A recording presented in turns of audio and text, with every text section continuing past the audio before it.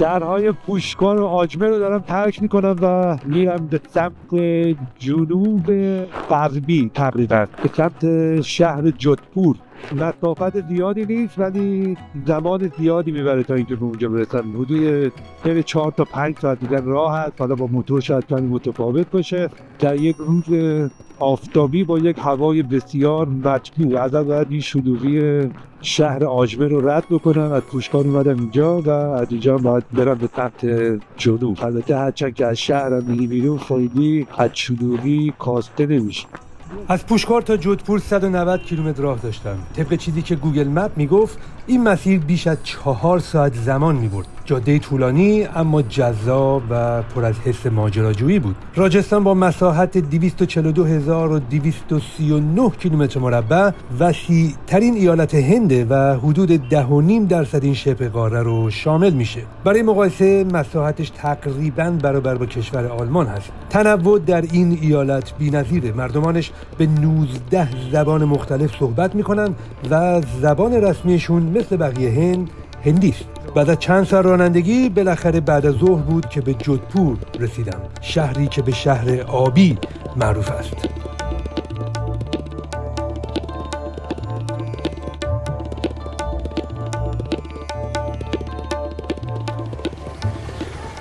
جودپور دومین شهر بزرگ ایالت راجستان با نزدیک به 2 میلیون نفر جمعیت که به شهر آبی معروف هستش. به همین دلیلم شروع ویدیو از کوچه پس کوچه های قسمت قدیمی شهر جودپور هستش، جایی که پر هست از ساختمون هایی که به آبی نقاشی شده و همچنین نقاشی هایی که بر روی این دیوارها وجود داره. شهر جودپور معروف هست به شهر آبی. علتش هم این هستش که در زمانهای خیلی قدیم برهمان‌ها اینجا زندگی می‌کردند و این رنگ آبی نشانگر معنویت و روحانی بودن این منطقه بوده، به خاطر اینکه این افراد اینجا زندگی می‌کردن. البته روایت دیگه هم هست و این هستش که میگن اهالی جودپور از زمانهای قدیم اینجا رو به رنگ آبی رنگ می‌کردن، به خاطر اینکه رنگ آبی باعث میشه که خنک‌تر باشه اینجا و همچنین خیلی از حشرات هم دور میشن به واسطه بودن رنگ آبی. هرچه که هست این شهر معروف هستش به رنگ آبی و قسمت قدیمی اون هم بسیار بسیار زیبا هستش، مانند این ساختمون آبی رنگ که واقعا زیبا هستش با دیتیل ها و ریزکاری هایی که بر روی نمای این ساختمون وجود داره. پنجره ها، ستون ها بسیار زیباست.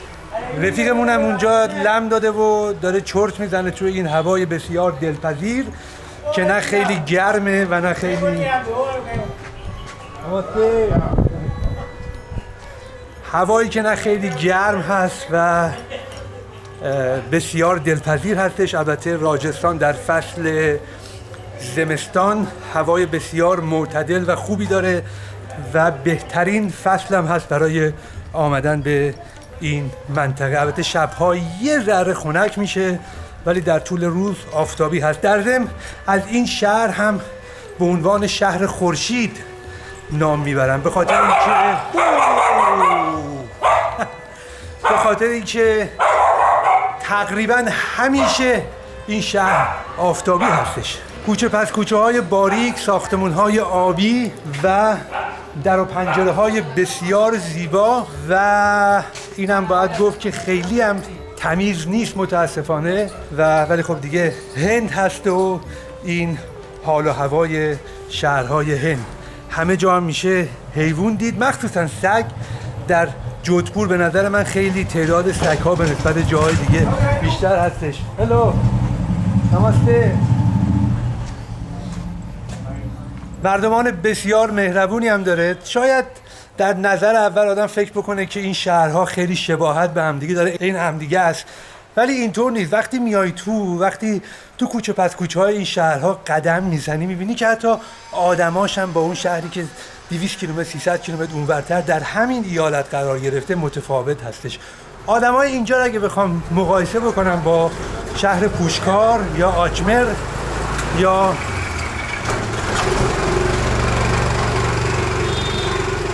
جایپوری که قبلش بودم آدم‌ها اینجا یه ذره ریلکس‌تر و بیشتر مهربون هستن. نماسته. کوچه پس کوچه و بعد از اینا همه عبور کرد. من فکر کنم برم به اون طرف. جدای از باریکی کوچه پس کوچه های اینجا معماری جالبی هم داره به نظر من. What? Say hello. Hello. Namaste. Namaste. از جودپور و بچه های باحال اینجا که همه چه کوچیک و بزرگ همه میان سلام میکنن و اون لبخند بر لبانشون هست. عالی هم واقعا. من عاشق لبخند بر لب هندیا هستم و دیگه چی اون لباسایی که خانم‌ها میکنن تنشون. اینو میگفتم که در کوچه پس کوچه های قسمت قدیمی شهر جودپور خونه های جالبی هست، خیلی باریک هست، عرضشون کم هستش و منو یاد خونه های آمستردام میندازه، هرچند که این شهر قابل مقایسه نیست با آمستردام و همچنین یکم هم شبیه به یمن شاید بگیم، صنعا که خونه های بسیار باریک و بلندی داره، هرچند که هر شهری اون خصوصیت ها و خاصیت خودشو داره و فقط باعث میشه که یادم بیاد مکانهای دیگه. یک جای دیگه که من اول که وارد این قسمت قدیمی شهر شدم یادم اومد و میشه گفتش که مقایسه کردم و مقایسه درستی هم بود، اینم سگای زیاده اینجا که دعوا هم میکنن با هم دیگه. شهری هست در شمال مراکش یا مغرب به نام شافشاون که از اون شهر هم به نام شهر آبی یاد میبرن که در مورد این هم برنامه درست کردم و لینکش هم میذارم این بالا و همچنین در قسمت پایین. Hello. What is your name? My name is Human. Human. And you? My name is Country. Country? Nice to meet you. Nice to meet you. My name is Nice. India. India. Country India. Wow. My name Nice. is Ravina. Ravina. Sachi. Sachi. Hi. Wow. What beautiful name. One card, please. Country from Iran. One card. One coin. I don't have coin. Hello. Hello. How are you? Fine. Which country from? Iran. Iran. Iran. Have a good day. Bye bye. Are you a YouTuber? Yes, I'm YouTuber. What is your YouTube channel? Human David. Shall I write for you? Yeah. Okay. I can hold. No, I do it. This. Okay, nice to meet you. Bye bye. So you are where you are like going? I'm just walking in the city. You can come to my home. You can see the roof view. Oh, thank you so much for your hospitality. But I don't have time. I need to walk here. and then No, see. just like 2 minutes here. Later, maybe I'll come back again. Bye bye, girls. Bye bye. Bye bye. چی داشتم میگفتم؟ آها، فکر کنم در مورد شهر شافشاون در شمال ماروکو داشتم میگفتم، در شمال مراکش مغرب، که در مورد اونم برنامه درست کردم. معروف هستش به شهر آبی، شهری که یهودی‌ها و مسلمانان با هم دیگه درست کردن. لینکشو میذارم بالا، بعد از اینکه این ویدیو نگاه کردین میتونید اینم نگاه بکنین. لینکش هم پایین تو قسمت پایین ویدیو هم میذارم. چیزی که یکم شاید خیلی برام خوشایند نیست این هستش که بچه‌ها میان، بچه‌هایی که سر وضع درستی دارن ولی میان بعضی موقع میگن که پولم به ما بده و این حالا امیدوارم که از روی شوخی یا هر چیز دیگه ای باشه.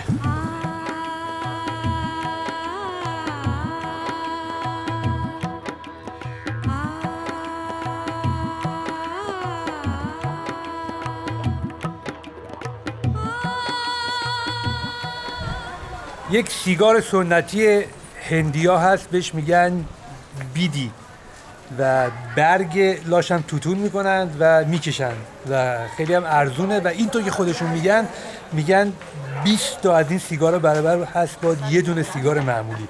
این خانم نشسته اینجا داره این ویدیو رو درست میکنه و میذاره لای برگ و برگو لوله میکنه، دورش هم با نخ میبنده، با تیغ هم درست میکنه سرشو، یه تیغ که نه یه چیزی.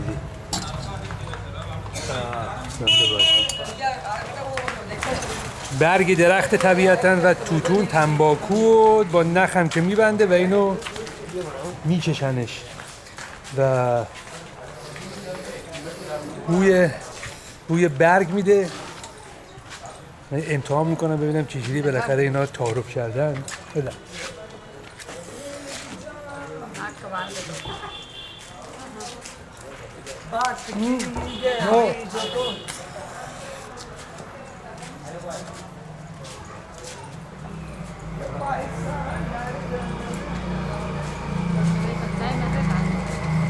بو و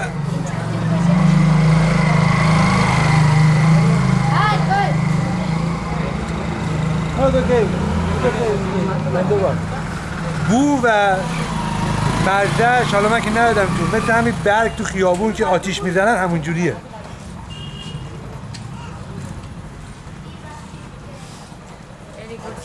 Very good cigarette. Very good. خلاصه سیگار سنتی هندیا. بنده بار. بابا. یه دور دیگه بزنیم توی این محله آبی.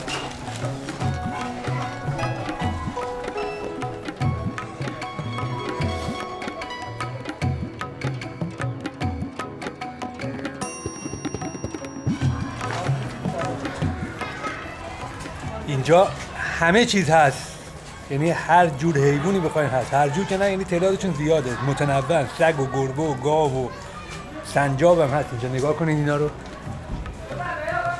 زیباییش اینه که این همه حیوان و انسان در کنار هم زندگی میکنن. حالا کار ندارم به مسائل بهداشتیش، ولی کار به کار هم ندارن. نه سگا پاچه میگیرن، نه آدما کاری دارن به حیوونا. البته خب طبیعتاً پیدا میشه بعضیا یه لغتی بعضی موقع میزنن به این سگا. خب این طبیعیه دیگه، همه جای دنیا از اینجور آدما هست، ولی کلیت داستان به این صورت هستش. راجستان و شهرهایی که در راجستان هستن به دلیل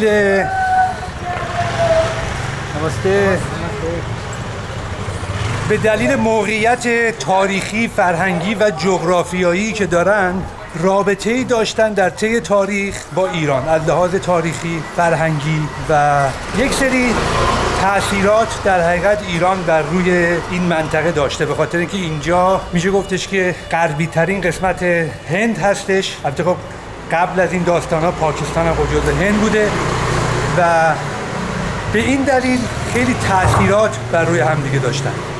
تأثیر هنر و معماری ایرانی بوده، به ویژه در کاخ‌ها و باغ‌ها از تأثیرات معماری ایرانی بوده که زمانی توسط مغول‌ها، گورکانیان به اینجا آورده شده و تأثیرات زیادی در اینجا داشته که در موردش هم در ویدیو قبل صحبت کردم. دومی روابط تجاری و دیپلماتیک بوده که در طول تاریخ تجار و دیپلمات‌های ایرانی از طریق مسیرهای تجاری به هند سفر می‌کردند و این تعاملات باعث رد و بدل شدن فرهنگ بین این دو سرزمین شده. سومی میشه نفوذ زبان فارسی رو ازش یاد کرد که در دوران گورکانیان زبان فارسی به عنوان زبان درباری و اداری هند مورد استفاده قرار میگرفته.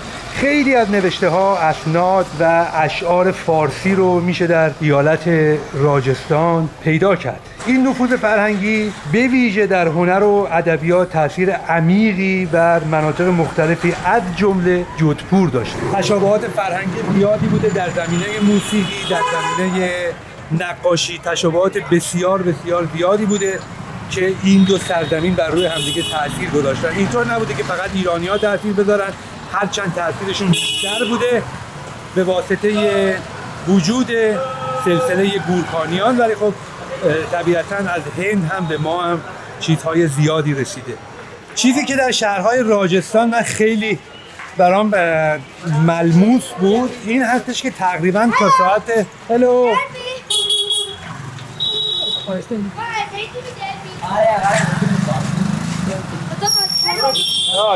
Money.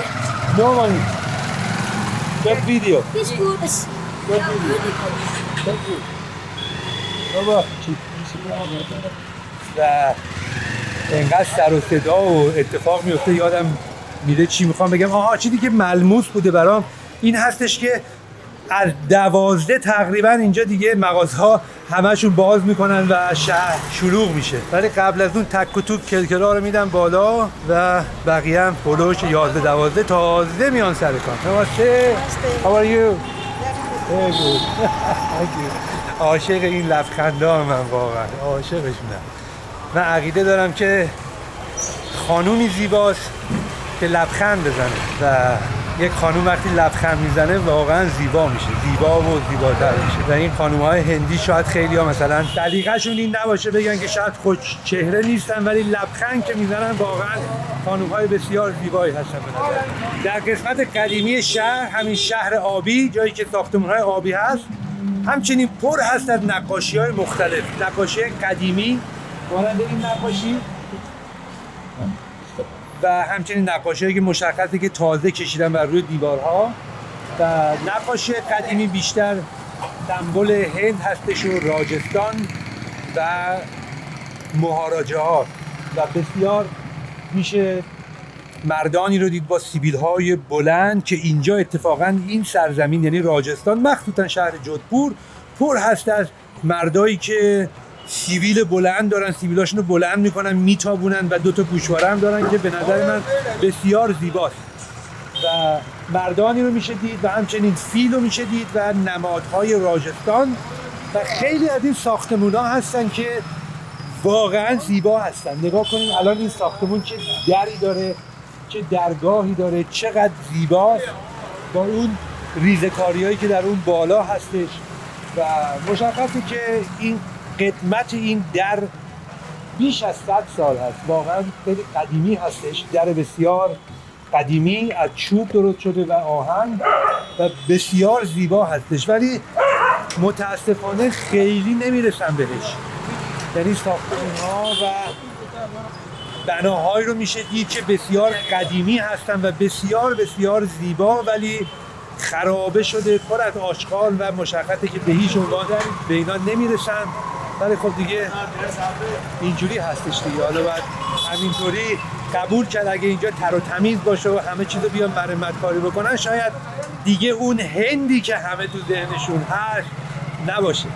الان تو این کوچه به طور مثال نگاه کنین این ساختمونا رو، ساختمون‌های آبی بسیار زیبا قدیمی.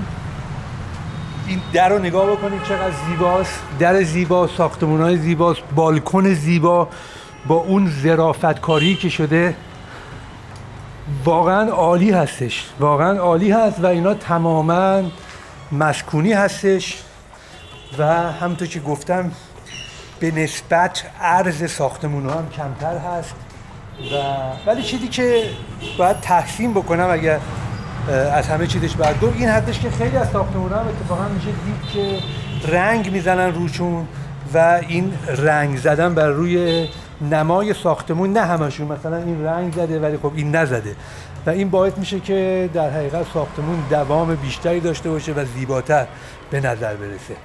واقعا عالی هستش. Hello, how are you? I'm fine. I'm fine. You coming from school? Tuition. From? Tuition. Tuition. What is that? It's like school? Or for small children? Oh, no. Very nice. What's your name? Nakshita. Nakshita. Wow. What a beautiful name. Have a good day. Thank you. Thanks. Bye-bye. چه با ادب، چه زیبا، عالی هم واقعا.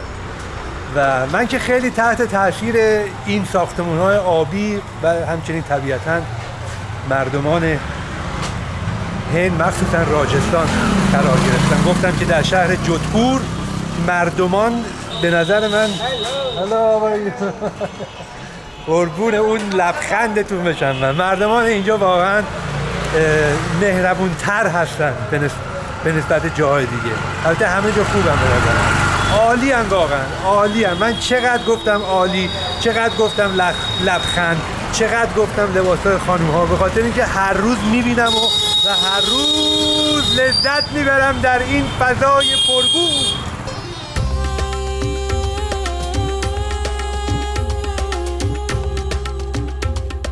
بعد از بازدید و کمی قدم زدن در قسمت قدیمی شهر جودپور در جایی که ساختمان‌های آبی قرار داشتند رفتم به سمت معروف ترین بنا در شهر جودپور، قلعه مهرانگر.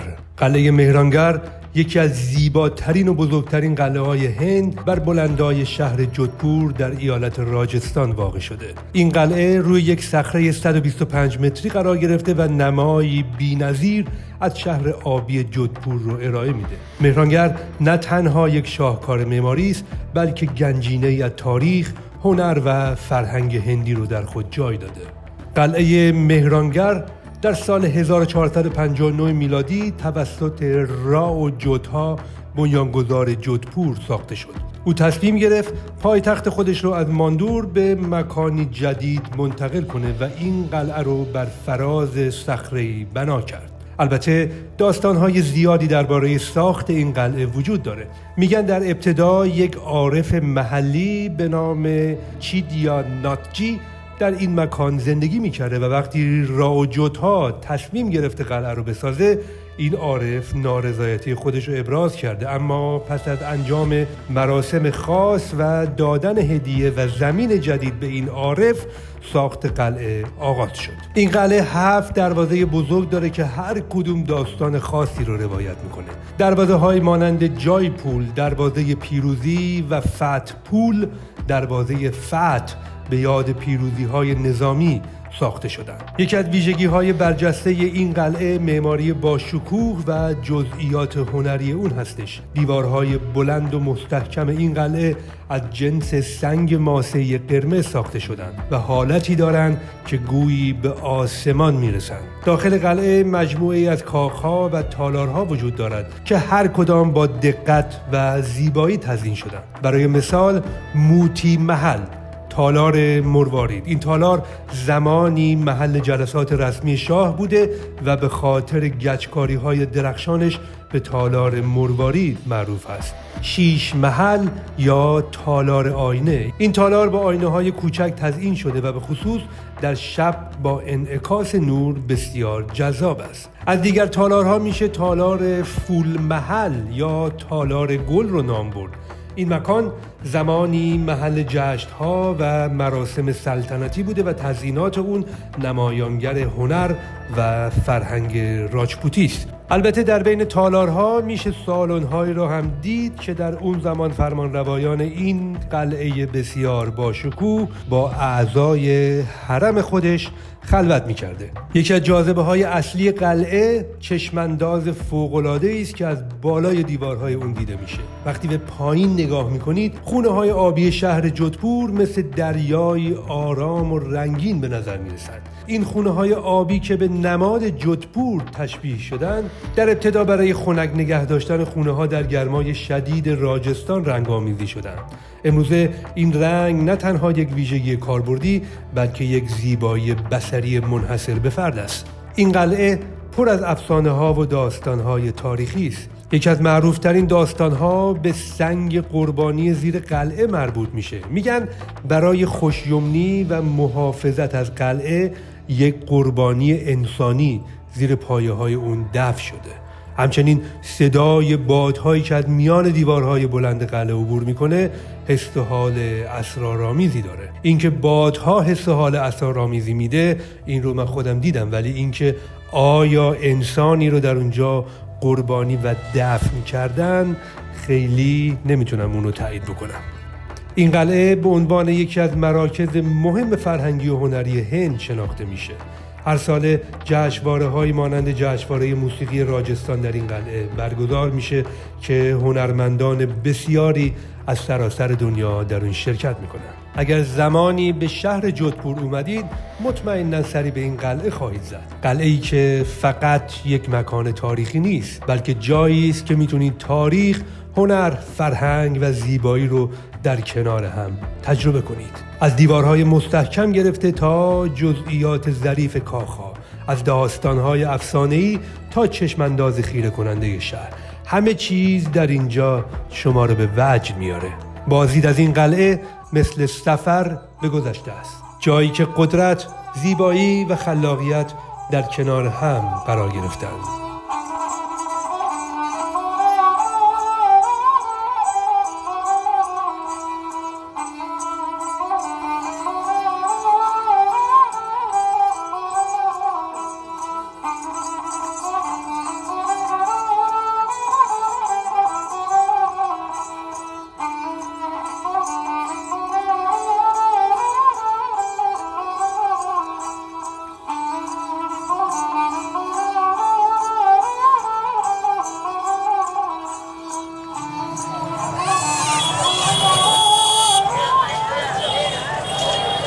بازار سردار در مرکز شهر جودپور یکی از شلوغ‌ترین و رنگی‌ترین مکان‌ها در این شهر هستش که در روبروی کلاک تاور برج ساعت قرار گرفته. برجی که در قرن 19 ساخته شده اگر اشتباه نکنم و از این بازار از اینجا میشه قلعه معروف جودپور رو هم نگاه کرد و اینجا جای هستش. خب طبیعتا همه میان برای خرید مثل تمام بازارهای دیگه و بسیار هم شلوغ هستش. نمسته. How are you? How are you? How are you? این هم برابکت جودپور هستن. جودپور. YouTube channel? YouTube channel है? Instagram है YouTube?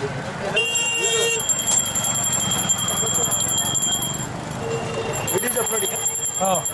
عشق دوربینن این ملت و Selfie कैसा? What is this? YouTube Insta.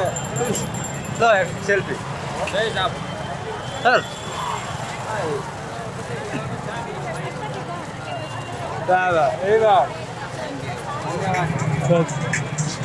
ایوه. Thank you. Thank you. Welcome, it is Rajasthan, Jodhpur. Yes. Thank you. Bye-bye. رشته کلام از دستمون در رفت ولی خب اینجور برخوردها با مردمان بومی خیلی مهمتر هست تا اینکه من بگم از اینجا مثلا قلعه مشخص هستش. و چیزی که خیلی به چشم میاد اینجا، حداقل به چشم من میاد، رنگ هستش. اینو فکر کنم 100 بار دارم میگم، رنگ. اونم توی راجستان و جودپور که اصلا مرکز رنگ هست با این لباس هایی که این خانوما کردن تنشون.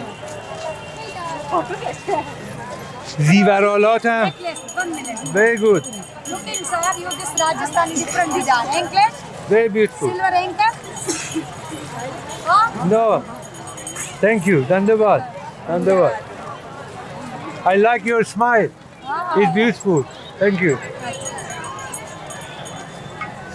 this bracelet. Dandabad. Madam. Rajasthani. Yeah, different. Very beautiful. Dandabad.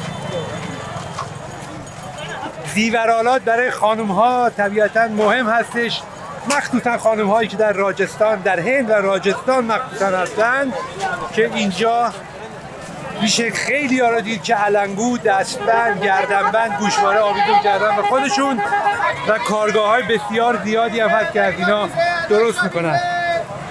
اینجا هم که بازار سبزی فروشان میوه فروشان هست، حظ میکنه آدم این سبزی ها رو نگاه میکنه.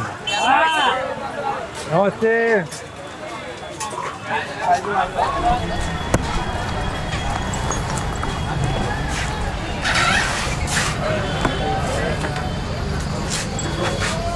بعد دیگه نوبتی هم که باشه نوبت شیرچای هست و وقت شیرچای هست که من یکم گلوم تازه بشه، بس که تو این سر و صدا من داد زدم و یه جای هست که اینطور که به نظر میاد جای تر و تمیزی هست به نسبت بقیه و یه شیرچایی با هم دیگه میزنیم.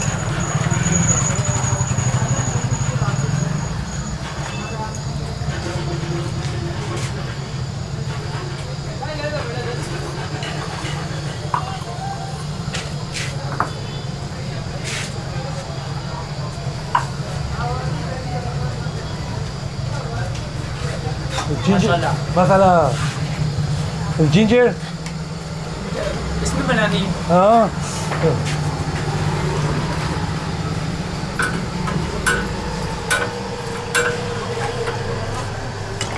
What is this buyer?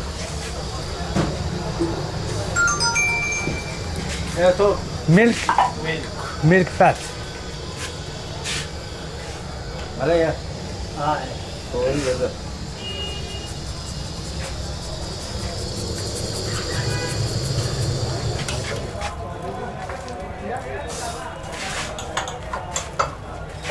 चाहिए नहीं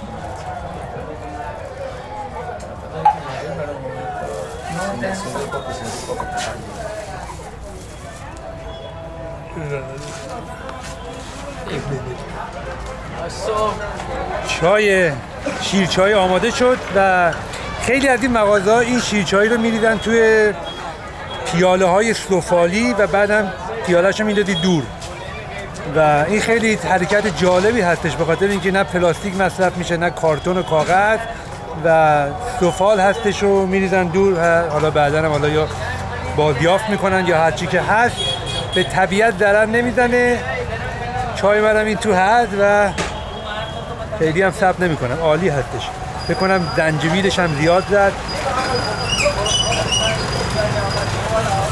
عالیه، من عاشق این چایی هم، مخصوصا اونی که زنجبیلش زیاده. عالیه واقعا. بفرمایید.